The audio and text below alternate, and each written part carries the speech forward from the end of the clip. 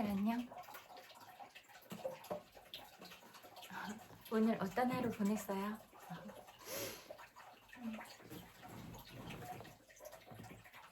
요즘에 그래도 아직도 바람이 많이 차죠. 그래서 감기 걸리지 않도록 그렇게 조심해야 될 것 같아요. 오늘은 그냥 제일 먼저 여러분들을 너무나 많이 사랑한다고 말하고 시작하고 싶어요. 어떤 친구가 얘기하는 걸 봤는데 자기는 뭐 못생기고 뚱뚱하고 예쁘지 않아서 자기 자신을 사랑하지 않는다고 남긴 글을 봤는데 제가 봤을 때는 너무나 귀엽고 사랑스러운 거예요. 그래서 제가 생각할 때는 우리들이 다 너무나, 잠깐만요, 강아지가 귀엽고 사랑스러운데 어쩌면 힘든 상황들이 있거나 있었거나 아니면 부모님들, 그렇게 주변에서 어른들이 아이가 자랄 때 그렇게 사랑한다는 말을 많이 안 해줬거나 높은 자존감을 가지고 살아갈 수 있도록 그렇게 아이를 따뜻하게 안아주지 못한 건 아닐까, 이런 생각이 많이 들었어요. 그래서 그런 얘기를 하고 싶었어요. 여러분이 생각하는 것보다 여러분들은 훨씬 더 소중한 사람이고 여러분들이 발견하지 못한 매력들이 여러분 안에는 너무나 많이 있고, 또 그렇게 뭐 통통하거나 뭐 그렇게 귀엽거나 여러 가지 매력들을 가지고 있다, 이렇게 생각이 되거든요. 지적인 매력이 있을 수도 있고 예술적인 부분에 있어서 두각을 많이 나타내서 그런 면에 매력이 있을 수도 있고, 또 좀 섹시한 매력이 있을 수도 있고, 그 사람이 한 사람 한 사람이 가진 매력이 다 다르잖아요. 그래서 다른 사람하고 비교할 필요가 없고 여러분 스스로 그렇게 낮게 보지 않았으면 좋겠다, 이런 생각이 많이 들었어요. 왜냐하면 늘 말씀드리지만 여러분은 이 세상에 단 하나밖에 없는 사람인데 여러분보다 더 나은 사람이 어디 있어요. 비교할 수 없으니까 그냥 여러분 자신으로서 얼마나 소중한 사람인지, 얼마나 예쁘고 사랑스러운 사람인지 그렇게 꼭 기억했으면 좋겠다, 이 말씀을 드리고 싶어요. 그래서 또 자기를 많이 사랑하고 그런 마음이 있어야 다른 사람을 사랑할 수가 있거든요. 내가 마음 안에 상처받은 내면 아이를 가지고 있거나 그러면 그 전에 다쳤던 그런 마음들이 너무나 쓰리고 아프기 때문에 다시는 그런 마음을 다치고 싶지 않으니까 자꾸 나도 모르게 방어하고 보호막을 치고 있고 그렇게 되는데, 그렇게 하지 않아도 다른 모든 사람은 믿을 수 없는 사람들이 있는 게 아니라 그냥, 물론 아무나 다 믿어도 된다는 이런 말은 아니에요. 나쁜 의도를 가지고 여러분한테 다가오고 여러분의 소중한 마음을 이용하거나 그런 사람들도 분명히 있기는 있을 거라고 생각이 돼요. 그래서 반드시 그 사람을 알아보는 안목과 지혜가 필요하다. 그래서 꼭 점검의 과정을 통해서 그 사람을 확인하고 옆에 가까이 둘 사람인지를 파악하는 건 너무나 중요하다, 이런 말씀을 드리고 싶어요. 그리고 그 사람이 하는 말을 믿지 말고 일단은 그 사람이 하는 말에 일관성이 있는가, 처음부터 끝까지 한결같은 말을 하는가, 그 점을 보시고요. 그 다음에 말이 말만으로 그치면 안 돼요. 말이 정말로 행동으로 연결이 되는가, 이렇게 행동으로까지 연결이 돼야 그 사람의 그 진면목을 알아볼 수 있거든요. 그래서, 그리고 또 그 사람이 사용하는 그런 비지시적인 부분들 있잖아요. 어떤 표정과 어떤 근육을 쓰는가, 또 어떤 손짓, 어떤 발짓, 이런 것들을 하는가, 그리고 그 사람이 웃는 웃음도 보면 알 수 있거든요. 어떤 마음에 정말 사랑이 없거나 상처가 있거나 다른 사람을 좀 낮추고 싶은데 마음대로 안 되거나 그렇게 자기 스스로 자괴감이 들 때는 웃음소리가 공허하더라고요. 이렇게 그 진동 안에 진동이라는 공간 안에 머무르는 웃음소리가 공허하더라고요. 근데 진짜로 행복해서 웃는 웃음소리는 달라요. 표정도 다르고. 그래서 그런 부분도 좀 디테일하게 바라볼 수 있으면 좋겠다. 그런 말씀을 드리고 싶고, 여러분이 너무나 소중하고 그렇기 때문에 누가 여러분을 욕한다고 하더라도 여러분의 가치가 낮아지지는 않는다.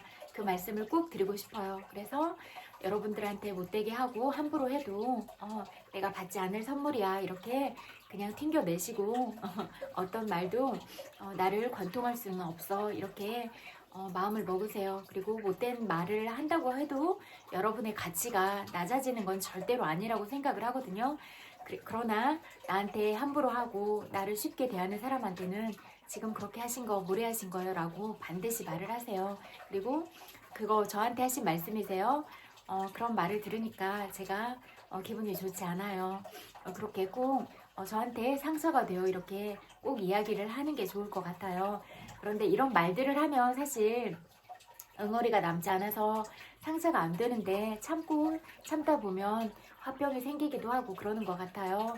그리고 누구한테도 함부로 할 권리가 절대로 없으니까 여러분의 권리에 대해서 그렇게 침범하거나 그러면 꼭 얘기를 하세요. 그래서 그 누구도 소중한 여러분을 함부로 대할 수 없다. 이런 부분을 꼭 말씀드리고 싶어요. 그리고 또 내가 어렸을 때부터 상처받은 내면 아이가 있어서 내 마음이 아직도 울고 있는가, 내가 아픈가 그런 부분들을 깊이 있게 바라보세요. 그러면 생각보다 내가 많이 아파서 방어적이고 그렇게 할 수도 있다. 이런 게 보일 수도 있어요. 그래서 누가 특별히 나를 괴롭히려고 하는 게 아니다. 그런데 내가 전에 다쳤던 그런 마음이 너무나 아프고 슬픈 경험들이 있어서 내가 더 다치기 싫어하는구나 이런 마음을 볼 수도 있을 거예요. 그리고 또 어떤 내 몸이 아프거나 정서적으로도 조금 힘든 부분이 있다면 신경을 많이 쓰고 있고 여러분의 마음을 속상하게 하는 어떤 일이 있다면 그런 때도 여러분의 그런 마음 상태가 좀 날카로워져 있고 예민해져 있을 수 있어서 내가 대처할 때 그렇게 날카로운 부분들이 나갈 수도 있다고 생각을 하거든요. 저도 그래요. 제가 뭐 그냥 보통의 사람들은 특별하게 상관이 없지만 제가 내적 친밀감을 가지고 있거나 제가 많이 사랑한다고 생각했던 사람들한테는 다치기 싫잖아요. 왜냐하면 그런 마음들을 다 줬는데 그런 마음에 상처받기 싫은 거잖아요. 모두들 다 똑같은 마음이라고 생각을 하거든요. 그러니까 내가 소중하고 그런 마음을 가졌듯이 다른 사람도 소중한 마음을 가졌다. 그리고 내가 상처받기 싫은 것처럼 다른 사람도 상처받기 싫어한다. 이런 부분을 꼭 기억하고 싶으면 내가 그 누구한테 함부로 말할 수 있는가 이런 부분들을 꼭 생각을 해보세요. 그래서 나는 사랑스럽게 말하고 있나? 나는 늘 긍정적인 말들을 하고 있나? 이 부분들을 바라보세요. 내가 괜히 나보다 더 잘하는 어떤 사람한테 경쟁심을 느껴서 그 사람을 폄하하고 깎아내리려고 하고 있지는 않은가? 그런 여러분들의 마음을 깊이 있게 들여다보시고 늘 자기 객관화를 하는 게 가장 중요해요. 그리고 그렇게 비교할 필요가 하나도 없는 게 다 각자가 이미 사랑스러운데 왜 그런 부분들을 비교하고 그러세요? 비교하고 상대심 내고 그러면 이미 진 거라고 말씀드렸잖아요. 내 마음 안에 이미 독이 가득한데 그 독을 누구한테 독화살을 날리려고 하는가 의미가 없다고 생각하거든요. 아니, 그러니까 진짜 실질적으로 여러분 마음 안에 사랑만 가득 담으시고 사랑스럽게 말하시고 늘 다른 아픈 누군가를 위로하고 안아주고 그런 마음으로 살아가다 보면 여러분의 마음이 늘 사랑으로 넘쳐서 여러분의 삶이 행복한 방향으로 그렇게 갈 거예요. 그러니까 사랑스러운 말을 하면 사랑스러운 얼굴을 가진 사람이 되고 사랑스럽게 말하면 사랑스러운 그런 표정을 짓게 되고 또 자주 웃으면 웃음이 많은 그런 매력적인 사람으로 될 거고 그러잖아요. 그래서 여러분한테 여러분이 누군가를 진심으로 사랑할 때 여러분이 행복할 텐데 이렇게 여러분 스스로 행복하고 또 내가 행복해진 마음으로 다른 사람도 사랑하고 이렇게 살아가는 게 중요할 것 같아요. 그래서 자기 스스로를 사랑해라. 그런 말씀을 꼭 드리고 싶어요. 여러분들이 아직 발견하지 못한 매력들이 얼마나 많은지 모른다. 그래서 여러분의 장점을 늘 생각하고 적어봐도 좋을 것 같아요. 아주 사소한 거라도 그냥 나는 밥을 맛있게 먹어, 이런 것도 장점일 수 있고, 뭐 나는 미각 세포가 좀 예민해서 절대 미각을 가지고 있어, 이런 것도 장점이 될 수도 있고, 나는 좀 배려를 잘해, 나는 좀 센스가 있어서 선물을 잘 골라, 나는 뭐 옷 같은 것도 잘 고르는 것 같아. 꼭 유행에 따르진 않아도 내 개성에 맞춰서 이렇게 예쁘게 잘 골라서 입을 수 있어. 뭐 그런 것들 다 사소한 거, 아주 작은 거요. 뭐 저는 연필 쓰고 이런 것도 좋아하니까 나는 좀 연필을 예쁘게 잘 깎을 수 있어, 이렇게 아주 작은 것도. 그리고 나는 노래를 잘 불러, 나는 그림을 잘 그려, 그런 거. 뭐 나는 엄마를 잘 도와드려, 엄마한테 사랑한다는 말을 잘해, 엄마한테 엄마를 마음을 행복해주는 말을 잘해, 뭐 동생을 잘 챙겨. 뭐 그런 거, 사소한 것들, 그런 것들을 계속해서 적어 나가다 보면 여러분들이 가진 장점이 훨씬, 여러분이 기억하는 것보다 훨씬 많다는 걸 알게 될 것 같거든요. 그래서 우리가 늘 나 스스로를 사랑했으면 좋겠다, 그런 말씀을 꼭 드리고 싶어요. 그리고 또 한 가지 더 얘기해 볼 거는 직업에 대해서 좀 얘기를 해보고 싶었는데요. 우리가 뭐 직업 카드 이런 것도 잘 나와 있잖아요. 직업 훈련원 이런 직업 체험 학교 이런 것도 많이 나와 있으니까, 잘 돼 있으니까 아이들이 어렸을 때 그런 체험관도 가보고 직업 카드도 아이들이 볼 수 있게 해서 그런 직업 선택의 폭을 넓히는 것도 도움이 될 것 같고, 또 그냥 예를 들어서 어떤 직업을 폄하하거나 그러는 게 아니라요. 뭐 가령 어떤 청소하시는 일을 하신다거나, 뭐 유흥업소에서 종사하는 종사자분들이 있다고 해봐요. 그러면 그분들도 그냥 직업에 따라서 그런 귀천이 있는 게 아니라 그런 직업을 선택하고 살아가시는 분들이다, 그런 말씀을 드리고 싶고, 그 어떤 일을 하고 있는 게 그 사람을 판단하는 그런 기준이나 잣대가 되지는 않아야 된다, 이런 말씀을 꼭 드리고 싶었어요. 그냥 뭐 사람은 각자 살아온 환경이 다르고, 또 어떤 부모를 만나느냐에 따라서 부모가 자식들을 많이 이끌어 줄 수도 있고, 또 그렇지 못한 부모를 만날 수도 있고, 그런 것들은 인연관계에 따라서 다 다르잖아요. 또 운이 좋아서 내가 전생에 지어놓은 복들이 많아서 꼭 부모는 아니더라도 나를 이끌어줄 수 있는 너무나 귀한 지인을 만나서, 그렇게 귀인을 만나서 그렇게 인생이 잘 풀리는 사람도 있을 것이고, 그렇지 못해서 좀 힘들거나 그렇게 살아가고 있는 사람들도 많이 있을 거라고 생각을 해요. 그래서 직업으로 사람을 판단하는 게 아니라 그냥 그 존재 자체로서 사람들이 모두 사랑받았으면 좋겠다, 이런 말씀을 좀 드리고 싶더라고요. 그리고 뭐 유흥업소에서 일을 하거나 그런 것도 크게 잘못된 일이라고 생각하지 않아요. 왜냐하면 전 세계가 다 잠으로 이루어져 있었거든요. 그러면 그런 직업군에서 일을 한다고 해서 그런 게 잘못된 일인가? 이런 생각이 드는 거예요. 이용을 하니까 그런 뭐 술도 팔고 뭐 커피도 팔고 여러 가지 음식도 팔고 그러는 거잖아요. 그러니까 그냥 뭐를 파는 그런 종류만 다른 거지 다 똑같을 것 같다는 생각이 들었어요. 그냥 판매하는 게 다르고 직업군이 다르고 이럴 뿐이지, 어떤 일을 한다고, 어떤 일을 종사한다는 자체가 다른 사람한테 업신 여겨지거나 천대받아야 되는 그런 걸까? 이런 생각이 들더라고요. 오늘 산책을 하면서 생각을 하니까. 그래서 이런 부분들을 얘기하고 싶었어요. 뭐 술집에 가서 술은 사서 마시면서 뭐 거기에 종사자들은 비하하고 폄하하고 인격적으로 모독하고 함부로 대하고 또 뭐 비난하거나 욕설을 퍼붓고 이러는 거는 그 사람의 인격의 문제라고 생각이 되거든요. 그리고 뭐 그렇잖아요. 뭐 술을 파는 그런 곳에서 일하는 분들이 만약에 여성분들이라고 한다면, 여성분일 수도 있고 남성분일 수도 있지만, 그렇다고 하면 뭐 여성 비하 발언을 하거나 그런 분들이 많이 계셨는데, 여러분은 엄마한테서 태어난 거 아니에요? 그리고 여러분은 여동생 없으세요? 그리고 누나 없으세요?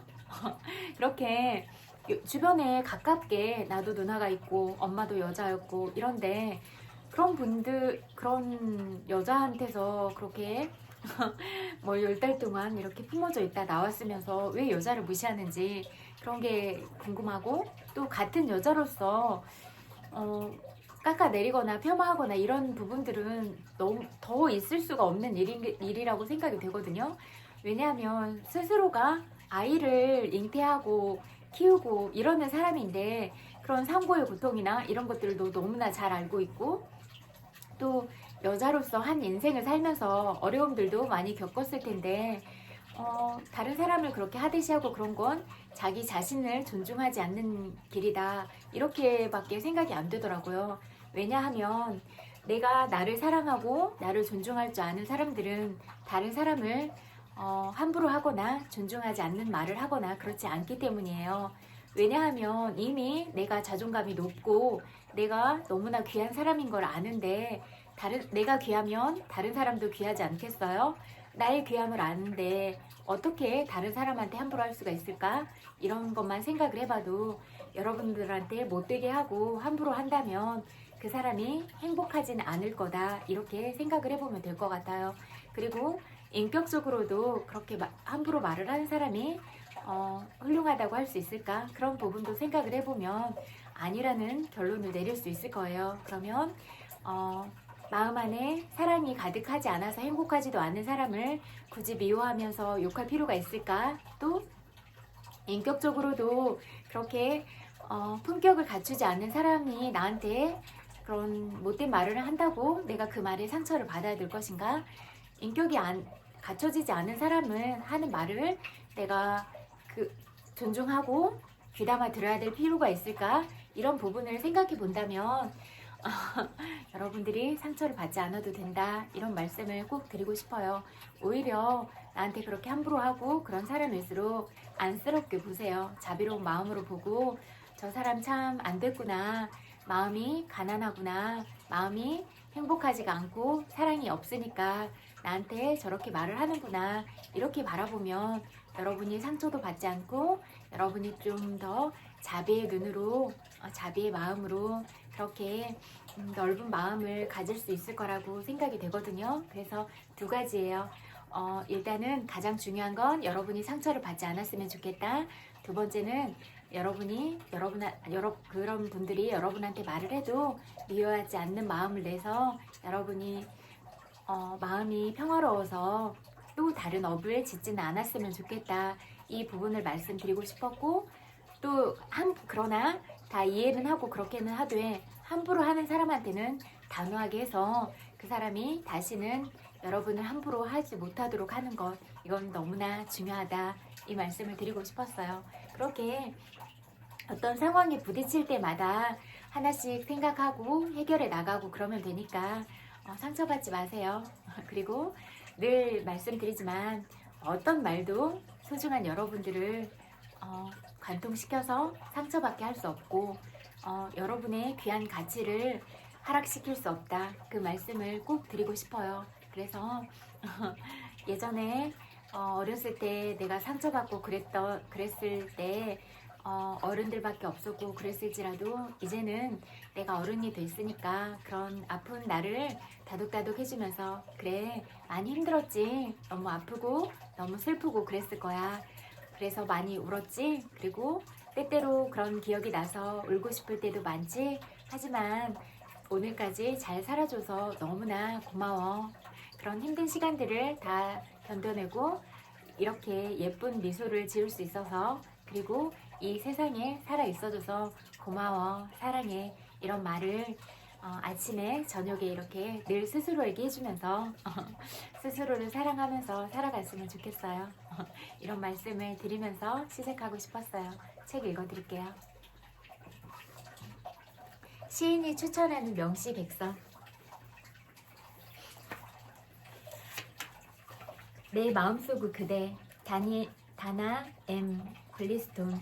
나는 매일 그대가 그립습니다. 그대를 사랑하며 그대를 생각합니다. 날마다, 매 시간마다, 그리고 매 순간마다 그대는 저 멀리 떨어져 있지만 내 마음속에 아주 가까이 있고 내 기억 속에서는 내 곁에 앉아 있답니다. 서로 멀리 떨어져 있어 손을 잡아볼 수는 없지만 그대의 마음은 그 어느 때보다도 더 가까이 있답니다. 우리 사이의 거리는 그대를 향한 내 사랑을 더욱더 굳게 할 따름입니다. 곁에 있어도 그립고 보고 있어도 그립고 꿈에서도 그립고 보고 있어도 보고 싶은 그런 노래 있잖아요. 꿈에서도 그립고 밥을 먹을 때도 그립고 멀리 있을 땐 더더욱 그리운 사랑은 왜 이토록 그리운 것일까? 그게 사랑이니까요. 사랑의 인사. 다니엘 호이안. 내가 당신을 사랑해요 라는 말을 하지 못한 채 하루를 그냥 지나칠지라도 아주 잠깐 동안만이라도 그대가 내 마음을 모른 채 흘러가지 않기를. 잠시라도 잊지 못하는 것이 사랑입니다. 한순간만이라도 잊을 수 없는 것이 사랑입니다. 늘 당신을 사랑합니다 라는 말에 목이 마른 것이 사랑입니다.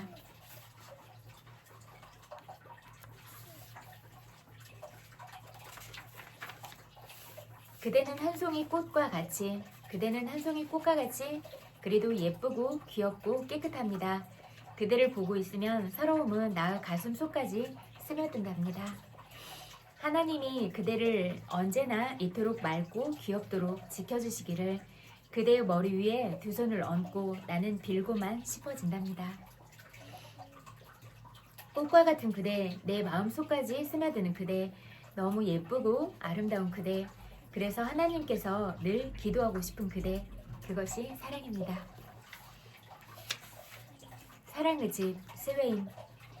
벽만 둘러져 있으면 집인가? 거기 그림들이 걸려 있더라도 사랑이 없으면 그뿐. 성상과 난로가 있어야지. 우리 머리 위를 나는 비둘기들을 보라. 집은 사랑하는 곳, 집은 우리를 사랑하는 곳이라네. 지붕과 방만 있으면 집인가? 그리운 보금자리여야지. 우리들 가슴을 피게 하고 입술을 따뜻하게 하는 것이 있어야지. 만나고 맞아주고 반겨주지 않는 것이 무슨 집인가? 집은 우리들이 정답게 그리고 사랑하는 곳이라네. 아무리 금은보화로 가득한 집이라 할지라도, 아무리 값비싼 이태리 대리석으로 지은 집일지라도 사랑이 없으면 무슨 소용이 있을까요? 사랑이 강물로 흐르는 사랑의 집, 그 집에서 영원히 살고 싶습니다. 내 사랑의 불꽃, H. 하이네. 내 너를 사랑하였느라. 그리고 사랑하노라. 지금 이 순간도 이 세상이 무너져 내린다 해도 무너져 조각조각 깨어진 그 조각에서도 정령코 타오리라. 내 사랑의 불꽃은 이 지구상에서 모든 것이 사라진다 해도 무너져 조각조각 깨어진 그 조각에서도 정령코 타오르는 사랑의 불꽃, 그 사랑의 불꽃이 바로 나였으면 좋겠습니다. 그리고 당신도. 영원한 봄날 디부스. 내 사랑하는 여인의 매력은 달콤하고 장미꽃보다 더 향기롭습니다. 산 비둘기 솜털처럼 보드랍고 남풍처럼 온화하지요. 메마른 산과 목마른 들판을 적시는 빗줄기처럼 시원하답니다. 겨울이 봄에게 자리를 내주고 여름이 성큼 다가서는 가을 앞에 달아나듯이 내 사랑스러운 여인의 얼굴도 계절과 세월 따라 변해갈 것입니다. 하지만 사랑은 철 따라 변함이 없고 오직 영원 불멸의 봄날만 빛날 뿐입니다. 영원한 봄날 같은 사랑이었으면 좋겠네. 영원한 봄날 같은 그대 사랑 있었으면 정말 좋겠네. 내 그 영원한 봄날 속에 그대만의 꽃이었으면 정말 좋겠네. 그래서 늘 향기로운 봄날 속에서 사랑을 노래하며 영혼 속의 사랑으로 남았으면 정말 좋겠네. 김옥림의 시 영원한 봄날 그대와 함께. 이런 사랑을 할 수 있다면 그 사람은 정말 행복한 사람입니다. 당신이 그 사랑의 주인공이길 바랍니다. 그대 향한 내 마음은 사랑입니다. 당신 곁에 SP 슈츠. 나는 항상 당신의 이해 곁에 있습니다. 나는 항상 당신의 기쁨과 슬픔, 대화와 미래에 대한 계획 속에 있습니다. 만약 우리가 함께 있지 못한다 할지라도 나는 항상 이곳에 당신과의 사랑 속에 함께 있다는 것을 기억해 주십시오. 사랑하는 사람, 그 사람의 이해 곁에 있는 사랑은 얼마나 행복할까요? 그 사랑 속에서 함께하는 사람은 그 또한 얼마나 행복할까요? 아, 그리운 사랑, 천년 만년 지지 않을 꿈 같은 사랑. 그대 향한 내 마음은 사랑입니다. M. 크라우디우스. 사랑을 막을 수 있는 것은 아무것도 없습니다. 사랑은 시작도 없고 끝도 없기 때문입니다. 사랑은 그 어떤 것이라도 상관하지 않고 그 어느 곳이라도 상관하지 않고 오직 그대를 향해서만 나아갑니다. 사랑은 오래전부터 끊임없이 자신의 날개를 펼치며 날아가고 있는 것입니다. 그대를 향해 나아가는 나의 마음을 사랑이라 부릅니다. 사랑을 막을 수는 없겠지요. 사랑을 막으면 막을수록 더욱 빛을 내는 불꽃처럼 더욱 활활 타오르는 그런 것이니까요. 사랑하는 이를 향한 마음은 그 무엇으로도 결코 막을 수 없습니다. 사랑은 가로막으면 막을수록 더 큰 힘을 내는 발전기와 같으니까요. 굳은 언약, W.B. 예이츠. 그대의 굳은 언약을 지키지 않았기에 다른 이들을 내 친구로 사귀었습니다. 그래도 내가 죽음에 직면할 때나 잠은 꼭대기로 기어오를 때 혹은 술에 취했을 때는 그 언제나 문득 그대의 얼굴을 마주 대합니다. 약속은 중요합니다. 특히 사랑하는 사람과의 약속은 그 어떤 일이 있어도 지켜야 하지요. 약속은 믿음과 신뢰를 주기 때문입니다. 신뢰가 깨지고 믿음이 깨지면 그 사랑도 깨지고 맙니다. 그러기에 지키지 못할 약속은 하지 마세요. 약속을 하면 반드시 지키기 바랍니다. 사랑하는 이가 실망하지 않도록 당신의 믿음을 보여주세요. 믿음이 있는 사랑, 그 사랑이 진정 아름다운 사랑이랍니다. 여기까지 읽을게요. 틈 읽어드릴게요. 세상을 바꿀 수는 없다. 바꿀 수 있다고 생각해요. 장님과 같이 지내면 그대 역시 장님이 되는 법이다. 어차피 그대는 세상 전체를 바꾸지는 못할 테니까. 관료주의는 전적으로 무책임한 사람들 때문에 존재한다고 나는 생각한다. 관료주의와 법과 경찰들을 한꺼번에 없앨 수 있는 확실한 방법은 없다. 그것들 없이는 단 한순간도 살 수 없기 때문이다. 그것이 필요악이다. 따라서 우리는 한시도 깨어있지 못하고 잠에 골아 떨어져 코를 고는 사람들과 사는 법을 배워야 한다. 성가시겠지만 어쩔 도리가 없다. 기껏해야 우리가 할 수 있는 일은 사회가 강요하는 어리석은 행동을 남에게 똑같이 강요하지 않는 것뿐이다. 다른 사람들에게 그것을 강요하지 말라. 그 사람들이 그대의 아내일 수도 남편일 수도 자녀일 수도 있다. 그들에게 혹은 그대의 친구들에게 그 일을 강요하지 말라.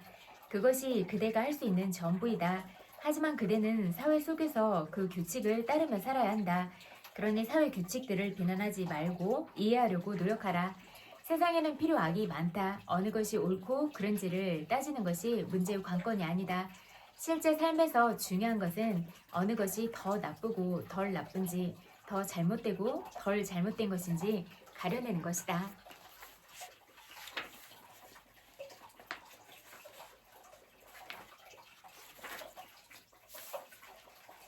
싫어하는 일을 할 수 있는 것이 성숙이다. 그대가 좋아하는 것만 매달리는 것은 낡은 마음의 소리를 듣는 것이다. 싫어하는 것도 할 수 있어야 성숙해질 수 있다. 사람들의 생각만큼 성숙은 순조롭지는 않다. 거기에는 그대가 좋아하지 않는 것조차 감내해야 하는 큰 고통이 따른다. 하지만 누군가가 그대에게 이렇게 속삭인다. 이것은 내가 좋아하고 저것은 내가 싫어하는 거야. 이렇게 속삭이는 것은 그대 자신이 아니라 그대의 낡은 마음이다. 만일 그대가 마음의 소리를 듣는다면 성장하고 진보할 가능성은 없다. 마음은 늘 그대에게 낡은 틀에 머물러야 한다고 말하기 때문이다. 그것이 바로 마음이 원하는 일이기 때문이다. 따라서 우리는 마음으로부터 벗어나야 한다. 가끔은 싫어하는 것도 해야 한다. 오랜 방식에서 벗어나 새로운 방식을 시도하는 것은 힘들고 고통스러운 일이다. 그것은 새로운 기술을 익히는 것과 같다. 낡은 방법은 잘 알려져 있기 때문에 만사가 순조롭게 풀리지만 새로운 기술은 익숙해지는 것부터 순탄치가 못하다. 그리고 그것은 새로운 기술만 익히는 것이 아니라 그대마저도 새로워져야 하는 힘든 작업이다. 낡은 것이 죽어야 새로운 것이 태어나고 낡은 것이 가고 없어져야 새로운 것이 들어오기 때문이다. 따라서 그대가 낡은 것에 집착하게 되면 새로운 것이 비집고 들어올 공간이 없어진다. 아직도 꿈꾸는가? 위대한 사상이나 이념 앞에 서면 사람들은 비참함과 더불어 죄책감을 느끼기 시작한다. 왜냐하면 그런 관념들은 터무니없고 실행이 불가능하기 때문이다. 어떤 이념이나 이상을 추종하는 사람은 언제나 패배자가 될 수밖에 없다. 그것들은 실현 불가능하기 때문이다. 그것은 비인간적이며 가히 초인간적인 일이다. 하지만 그것이 그대를 괴롭히는 기제가 되어버리면 그때부터는 그대가 무엇을 하든 잘못될 수밖에 없다. 그대에게 많은 문제들이 생기는 것도 이런 이유에서이다. 그러니 이상을 떨치고 그냥 그대로 있어라. 현실주의자가 되어라. 그러면 모든 것이 아름답고 완벽하게 보일 것이다. 어떤 완벽한 이상을 꿈꾸지 않으면 비교할 것도 비난할 것도 없으니 만사가 완전해 보일 것이다. 명상은 그대가 줄 수 있는 최상의 선물이다. 죽음이 며칠 남지 않은 것을 알게 되면 이 세상 모든 것이 부질없어진다. 따라서 그대가 모든 것이 한낱 꿈인 줄만 안다면 이미 깨어난 것과 다름없다. 언제 죽을지 아는 사람은 미래를 생각하지 않을 수 없다. 때문에 바로 그때 명상이 가능해진다. 조만간 죽을 줄 아는 사람은 스스로 많은 쓰레기들을 버릴 것이다. 돌연 그 모든 시각이 바뀌기 때문이다. 내일 떠나야 하는 사람은 지금 머물고 있는 호텔방에 연연해하지 않고 짐을 꾸리기 시작한다. 실제로 그 마음은 이미 그 방을 떠났다. 자신의 가방과 짐을 꾸리는 일에 대해 앞으로 여행에 대해 생각하고 있을 것이다. 마찬가지로 언젠가는 죽을 것이고 그 죽음은 피할 수 없음을 아는 사람은 더 이상 바보 같은 짓에 시간을 낭비하지 않는다. 결정적인 순간을 문전에 둔 사람은 더 이상 인생을 낭비할 수 없다는 것을 알기 때문이다. 즉각 그는 세상의 등을 돌리고 미래의 어둠 속을 엿보기 시작한다. 바로 그때 그대가 명상을 이야기해주면 그는 기꺼이 명상하려 할 것이다. 이것이 그대가 줄 수 있는 최상의 선물이다. 욕망이 없을 때 놀라운 일들이 일어난다. 욕망이 없고 실현되어야 할 이상이 없는 그때 비로소 놀라운 일들이 생겨난다. 큰 욕망을 품고 있는 사람은 결코 감사해야 하지 않는다. 아무리 큰일이 일어나도 자신의 욕망과 견주어보면 항상 작아 보이기 때문이다. 그리고 감사할 줄 모르니 일어날 수 있는 많은 일조차도 일어날 수가 없다. 그런 일들은 감사할 때만 일어나기 때문이다. 이렇게 해서 그들은 악순환에 갇히고 만다. 욕망은 점점 커지는데 감사하는 마음이 없으니 아무리 큰일이 일어나도 그대 눈에는 하찮게 보이고 그래서 또다시 욕망만 키우게 된다. 그리고 결국 이런 악순환에 점점 더 갇히고 만다. 욕망이 없고 실현되어야 할 이상이 없는 바로 그때 놀라운 일들이 일어난다. 그것은 이미 일어난 일이지만 그대는 이제서야 그것에 관심을 가진다. 그대는 단 한 번도 예상한 적이 없는 일들이 일어나면 엄청난 전율을 느낀다. 만일 그대가 길을 가다 100만원짜리 수표를 주울 거라고 기대했는데 겨우 만원짜리 지폐만 주었다면 실망할 것이다. 하지만 아무도 기대하지 않았을 경우에는 그 만원도 귀할 수밖에 없다. 그러니 감사하라. 그러면 만원을 준 존재가 100만원을 줄 수 있다. 그러니 항상 감사하는 마음을 갖도록 하라.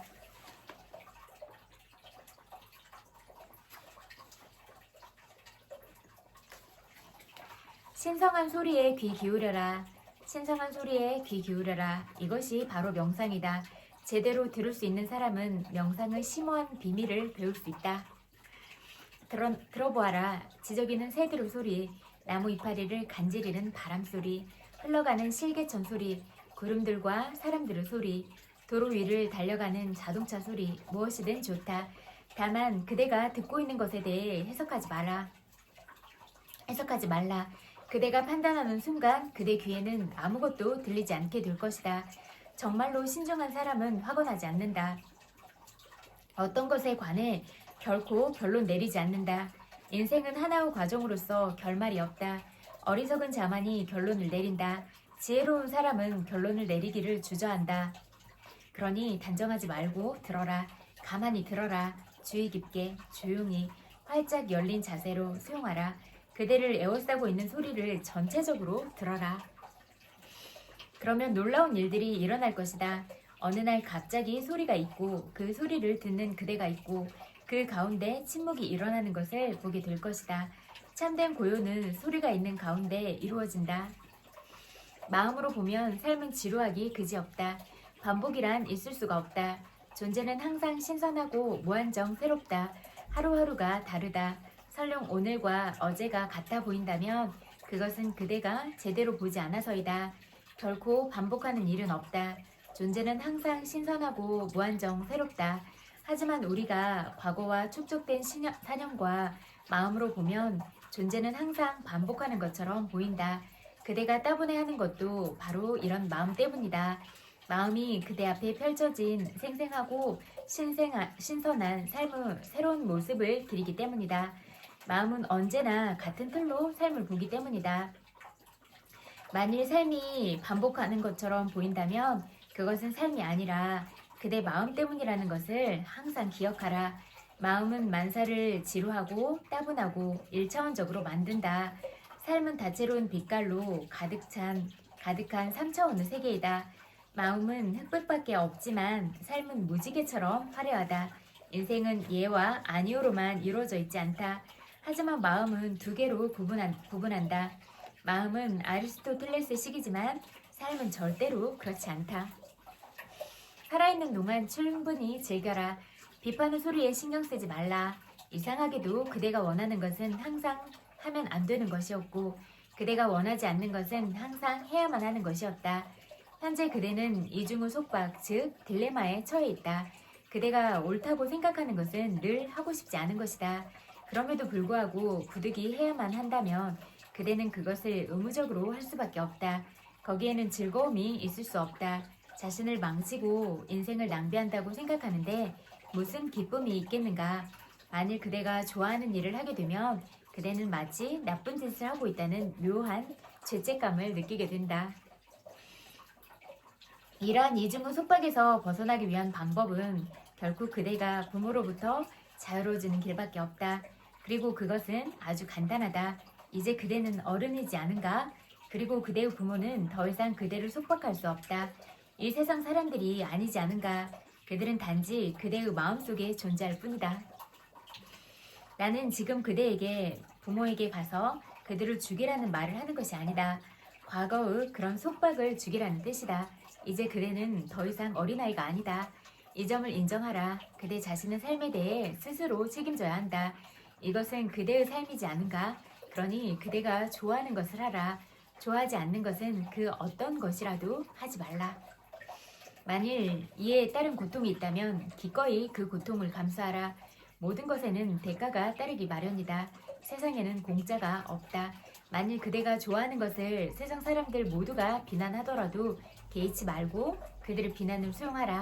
그럴 만한 가치가 분명 있다. 만일 사람들이 아무리 좋다고 하더라도 그대가 좋아하는 일이 아니면 그것은 아무 의미 없다. 그대가 자신의 삶을 결코 즐길 수 없기 때문이다. 이것은 그대의 삶이다. 당장 내일 그대가 죽음을 맞이하게 될지 누가 알겠는가? 그러니 살아있는 동안 충분히 즐겨라. 이것은 어느 누구의 삶이 아니다. 그대의 부모나 그대 친구의 삶이 아니다. 이것은 바로 그대의 삶이다. 여기까지 읽을게요.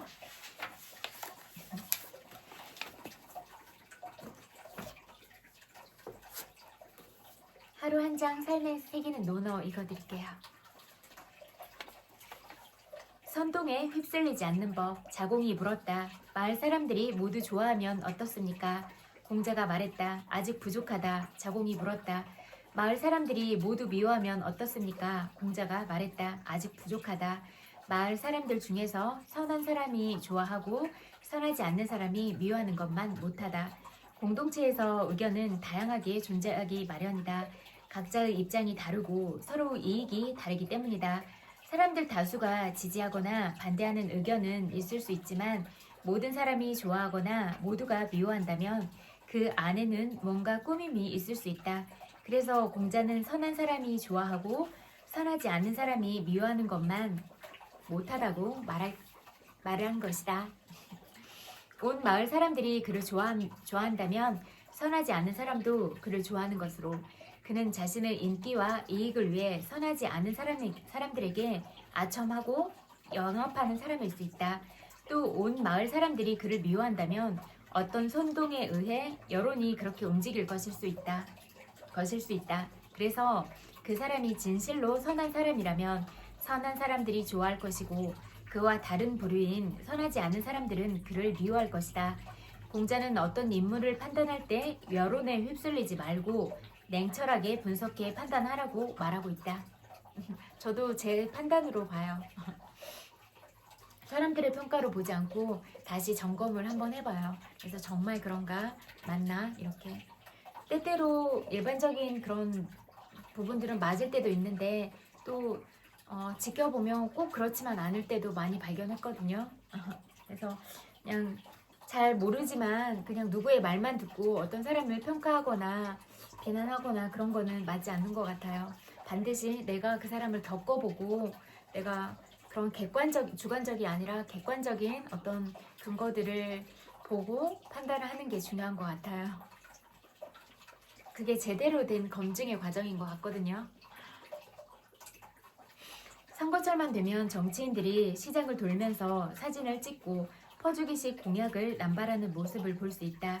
문제는 그 공약들이 오랜 시간을 거쳐 연구를 통해 나온 우리 사회에 필요한 정책이 아니라 표를 얻기 위한 날림 공약이 많다는 점이다. 그래서 선거에서 당선된 뒤에 실제로 그 공약을 실천하기 위해 노력하거나 추진하지 않는 경우가 매우 많다. 또한 정치인들이 자신들의 세력을 확장하고 유지하기 위해 어떤 프레임을 만들어 편가르기를 하는 모습을 쉽게 볼 수 있다. 보수와 진보, 지역, 이념 등 프레임을 만들어 자기 편에 속하면 정의 아니면 불이라는 식으로 편을 가르고 대중도 그에 따라 갈라지는 모습을 볼 수 있다. 또 의견이나 주장이 다른 상대 진영 정치인을 제거하려는 목적으로 스캔들, 비리 등 음모를 조작하고 여론을 조성해 사장시키는 경우도 많다. 그래서 여론이나 군중 심리에 휩쓸리지 않고 그 인물에 대한 바른 평가와 판단을 내리기 위해서는 어떤 한 시점 후 활동이나 업적, 여론의 평가보다 그 사람이 오랫동안 해온 활동을 두루 살펴보고 그 사람의 역사를 살펴보며 종합적인 판단을 내릴 필요가 있다. 그렇지 않으면 표면적으로 보이는 허상에 휩쓸려 잘못된 판단을 내리기 쉽다. 국가의 정치를 이끌 정치인이나 지도자를 뽑는 일은 국가의 미래와 국민의 삶을 위해서 매우 중요한 일이다. 자격이 있는 지도자와 정치인을 뽑기 위해서는 국민인 우리 각자의 냉철한 판단력이 무엇보다 중요하다. 이거 진짜 중요한 내용인 것 같아요. 생각의 힘을 길러 진실을 보는 눈을 키우자. 공자가 말했다. 많은 사람이 그를 미워하더라도 반드시 살펴보고 많은 사람이 그를 좋아하더라도 반드시 살펴보아야 한다. 인터넷이 발달하면서 우리는 정보 홍수 속에서 살고 있다. 여기에는 좋은 정보도 많지만 그 이상으로 무분별하고 거짓된 정보들도 넘쳐난다. 또한 개인은 자신의 의견을 표현하기가 매우 쉬운 시대가 되었다. SNS를 보면 사람들은 자신의 감정과 의견을 요가 없이 올리거나 쉽게 쏟아낸다. 온라인이라는 미디어로 인해 개인의 표현의 자유가 최대한 보장되고 다양한 정보를 모든 사람이 쉽게 볼 수 있다는 점은 온라인의 숨기는 은이라 할 수 있다. 그러나 정보와 개인의 의견이 대다수 사람에게 여과 없이 노출되고 각자 자신의 의견을 쏟아내면서 이로 인해 쉽게 여론이 조장될 수 있다는 점은 온라인의 역기능이다. 만약 그 여론이 사실에 기반하지 않은 단순한 쏠림 현상이거나 방향이 잘못된 것이라면 큰 위기를 초래할 수 있다. 특히 악성 댓글의 심각성은 사회 문제 중 하나가 되었다.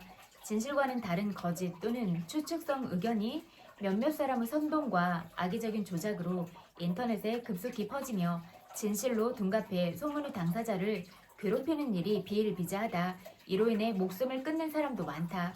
만약 나중에 진실이 아니라고 밝혀지더라도 죽은 사람은 돌아올 수 없는 법이다. 또 청소년들 사이에서도 악성 댓글로 특정 학생을 괴롭히고 왕따를 시키는 일이 매우 많다. 말은 사람을 살릴 수도 있고 죽일 수도 있는 강력한 힘을 갖고 있다. 악성 댓글은 사람을 해치는 흉기가 될 수도 있으므로 반드시 사라져야 하는 사회적 문제라 할 수 있다. 원래 좋은 말이나 좋은 일보다는 남에 대한 험담, 사생활 엿보기, 혹평 등은 사람들의 호기심을 자극해 매우 빠르고 널리 퍼지고 일단 여론이 조성되면 사람들은 그것을 쉽게 믿는다. 또한 SNS가 발달하면서 역기능 중 하나는 사람들이 갈수록 생각하는 것을 싫어한다는 점이다. 영상을 소비하는 데 익숙해지면 깊이 생각하고 판단하는 능력을 키우지 못하게 된다. 그러면 남들을 선동과 여론에 휩쓸리기 쉽다.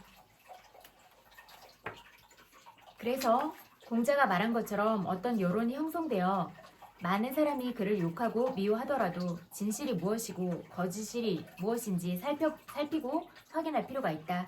또 반대로 수많은 사람이 좋아하는 사람이라 해도 미디어의 힘에 의해 과장되거나 포장된 사람일 수도 있으므로 그에 대한 여러 가지 정보를 살펴서 판단해야 한다. 어떤 사안 또는 인물에 대해 분위기나 여론에 휩쓸리지 않고 우리 각자 살피고 판단하는 일은 억울한 피해자를 만들지 않기 위한 방법이다. 각자가 스스로 생각하고 올바르게 판단하는 문화가 정착되지 않으면 악성 댓글이나 여론몰이의 피해자가 어느 날 우리 자신이 될 수도 있다. 우리 모두는 연결되어 있다. 사마오가 근심스러운 표정으로 말했다. 사람들은 모두 형제가 있는데 나만 홀로 없구나. 자아가 말했다. 내가 듣기로 사람이 살고 죽는 것은 운명에 달렸고 부귀는 하늘에 달렸다고 하였네. 군자가 삼가고 실수하지 않고 사람들과 교제하면서 공손하고 예의를 지키면 온 세상 사람들이 모두 형제인데 군자가 어찌 형제 없음을 걱정하는가. 사마오는 공자의 제자로 자아와 동문이다. 그는 자신의 형이 송나라에서 모반을 꾀하다 실패해 사형에 처할 위기에 처하자 자아를 찾아가 위와 같이 하소연하였다. 그러자 자아는 자신의 행동을 삼가고 남에게 예의 바르게 하면 사람들의 마음을 사 친구들을 얻게 되는데 어찌 형제가 없음을 걱정하느냐고 조언해주고 있다. 천하의 모든 사람이 형제라는 의미의 고사성어 사해 형제 여기에서 유래한 것이다. 목자 겸의 편에도 비슷한 말이 있다. 남의 나라를 자신의 나라처럼 여기고 남의 가정을 자신의 가정처럼 여기며 남의 몸을 자신의 몸처럼 여겨야 한다. 우리가 남의 나라를 자신의 나라처럼 여기고 남의 가정을 자신의 가정처럼 여기고 남의 몸을 자신의 몸처럼 여긴다면 사회는 마치 한 가족과 같이 될 것이다. 그러면 서로 사랑하고 돕게 되어 경쟁과 갈등이 사라지고 전쟁이 없는 세상이 될 수 있다. 사실 이것은 매우 이상적인 이야기로 경쟁과 개인주의가 팽배한 현대 사회에서는 실현이 불가능한 일이다. 그러나 요즘 우리 사회에서 일어나는 심각한 사건, 사고들은 모두 극단적인 자기중심주의와 공감 능력이 부족한 데 기인하고 있다. 예를 들어 데이트 폭력이나 헤어지자고 하는 상대를 살해하는 사건들은 뉴스와 신문에서 자주 보게 된다. 이는 너가 뭔데 내 맘대로 안 되는 거야. 너가 나한테 어떻게 이럴 수가 있어 라는 자기중심적 생각에서 유발되는 수치심이나 모멸감을 상대에게 폭력을 휘둘려 해소하려는 행위이다. 이런 사람들은 상대의 감정과 입장은 전혀 상관하지 않은 채 오직 자신의 감정과 입장만을 중요하게 생각하는 사람들이다.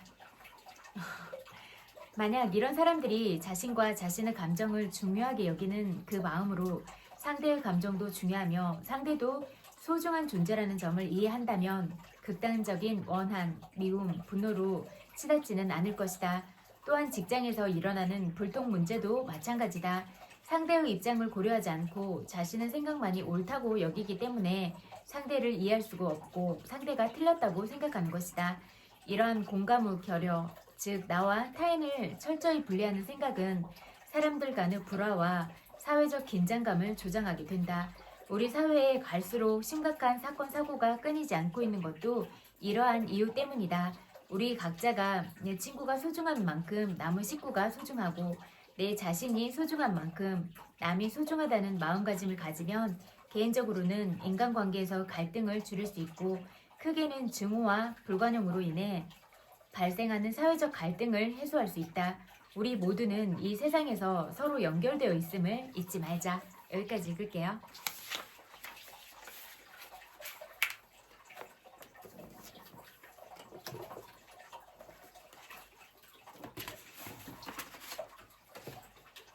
달라이라마의 행복론.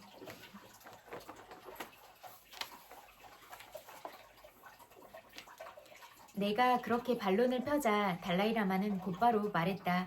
마음의 수행을 이야기할 때 내가 말하는 마음은 단지 사람을 생각하는 능력, 다시 말해 머릿속의 지성만을 뜻하는 것은 아닙니다. 오히려 난 이 단어를 티베더인 셈의 의미로 쓰고 있습니다.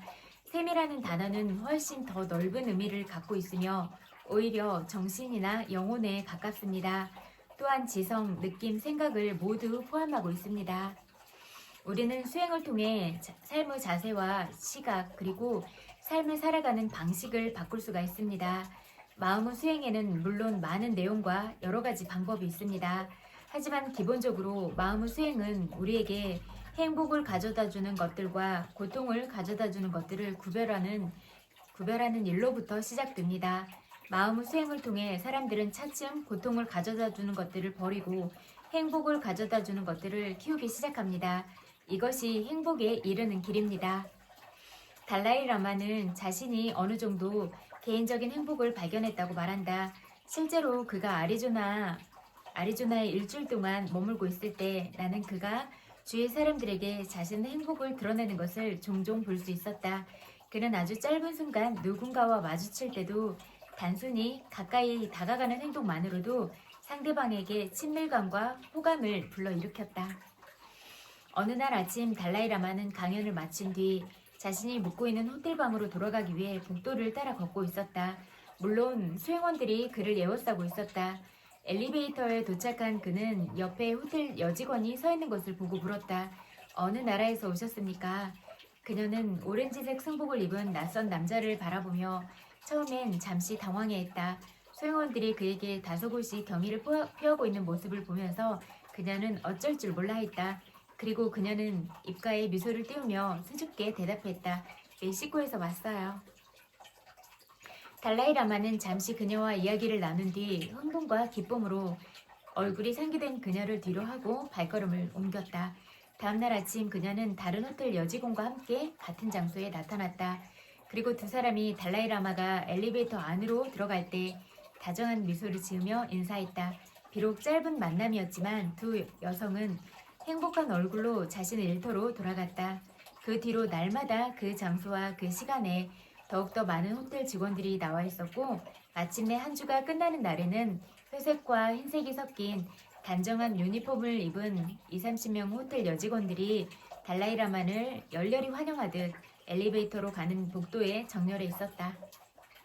우리가 살아갈 날들은 정해져 있다. 지금 이 순간에도 수만 명의 아이들이 세상에 태어나지만 어떤 아이들은 며칠이나 몇 주밖에 살 수 없는 운명을 타거나 병이나 그 밖의 불행한 일들로 안타까운 죽음을 맞는다. 반면에 어떤 아이들은 100년 이상까지 장수하는 운명을 타거나 승리, 좌절, 기쁨, 미움, 사랑 등 삶의 온갖 것들을 두루 맛본다.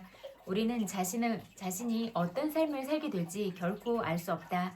하지만 하루를 살든 100년을 살든 삶에 있어서 중요한 질문은 언제나 이것이다. 우리는 무엇을 위해 사는가? 삶의 의미는 무엇인가? 우리가 존재하는 목적은 행복을 찾기 위한 것이다. 이 말은 언뜻 상식처럼 들리며 아리스토텔레스에서 윌리엄 제임스에 이르는 서양의 사상가들도 그렇게 생각했다. 하지만 행복을 추구하는 삶이라는 것은 근본적으로 자기중심적이고 심지어 남들은 안중에도 없이 자기만을 생각하는 이기적인 삶이 아닐까? 대답은 반드시 그렇진 않다는 것이다. 수많은 연구를 통해 밝혀진 사실에 따르면 불행한 사람들이 훨씬 자기중심적이고 사회에서 종종 외톨이가 되며 나아가 비판적이고 적대적인 성격을 갖기 쉽다는 것이다. 이와는 반대로 행복한 사람들은 대개가 더 친해지기 쉽고 마음이 넓으며 창조적이고 나아가 불행한 사람보다 일상생활에서 느끼는 좌절감을 더 쉽게 극복할 수 있다. 중요한 것은 행복한 사람이 불행한 사람보다 애정이 풍부하고 용서를 잘한다는 것이다. 심리학자들은 몇 가지 흥미로운 실험을 통해 행복한 사람들이 그렇지 않은 사람들보다 열린 마음을 갖고 타인에게 다가가 기꺼이 도와준다는 사실을 밝혀냈다. 예를 들면 이런 것이다. 연구자들은 먼저 실험 대상자가 공중전화 박스에서 뜻밖의 돈을 발견하게 만들어 행복한 마음을 갖게 했다. 그리고 낯선 사람으로 가장한 연구원이 길을 가다가 우연히 서류 다발을 떨어뜨렸다. 그때 실험 대상자가 걸음을 멈추고 낯선 사람을 도와주는지 알아보려는 것이었다. 또 다른 실험에선 재밌는 노래를 들려줘 실험 대상자의 기분을 좋게 만든 다음 가난한 사람으로 하여금 그에게 다가가 돈을 빌려달라고 부탁하게 했다. 그 결과 연구자들은 마음이 행복한 실험 대상자들이 다른 실험 그룹보다 훨씬 쉽게 사람을 도와주고 돈을 빌려준다는 사실을 발견했다. 실험 전에 기분이 좋아져 있지 않은 실험 그룹은 타인을 도와줄 기회가 똑같이 있었지만 행복한 사람보다 도와주는 경우가 적었다. 이런 실험들은 개인의 행복을 추구하는 사람은 이기주의와 자아도취에 빠지게 된다는 생각이 틀렸음을 보여준다. 우리도 스스로 실험해 볼 수 있다. 예를 들어 차가 밀려서 당신이 탄 차가 꼼짝 못하고 있다고 가정하자. 그렇게 20분이 흐른 뒤 마침내 당신 차가 아주 천천히 움직이기 시작한다. 그런데 다른 차가 당신 차 앞으로 끼어들려고 신호를 보내고 있다. 만일 당신이 기분 좋은 상태라면 기꺼이 속력을 늦추고 앞으로 들어오라고 그에게 손짓할 을 것이다. 하지만 당신이 몹시 기분이 불쾌한 상태라면 속력을 내서 앞차와 간격을 좁혀버릴 것이다. 그리고 속으로 이렇게 말할 것이다. 이봐, 난 이곳에서 꼼짝 못하고 계속 기다렸다고. 당신도 그래야 되는 거 아니야? 삶의 목표가 행복을 추구하는 데 있다는 기본 전제부터 우리는 이야기를 시작할 것이다. 그것은 행복을 삶의 진정한 목표로 보는 일이며 행복을 발견하기 위해 누구나 지금 이 순간부터 첫걸음을 내디딜 수 있다고 믿는 것이다. 그리고 우리는 무엇이 우리의 삶을 더 행복하게 하는가를 확인하면서 행복의 추구가 한 개인뿐 아니라 가족과 사회 전체에도 도움을 준다는 사실을 알게 될 것이다. 요즘에는 전 세계에 영향을 미치는 것 같아요. 한 사람의 생각과 마음이.